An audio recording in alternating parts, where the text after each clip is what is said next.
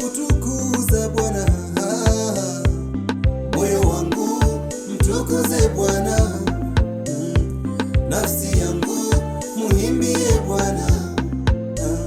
Tulikuwa tukisafiri ukaniponya na ajali ile, hata kwenye tundu la simba tulitupa tukatoka salama. Moyo wangu muimbie Bwana, nafsi yangu mtukuze Bwana. Japo marafiki na ndugu ni wengi wanaotamani nipote, wanapopanga mabaya kwangu yanawakuta wenyewe. Neema ya Bwana imenibeba mimi, upendo wa Bwana umenibeba mimi.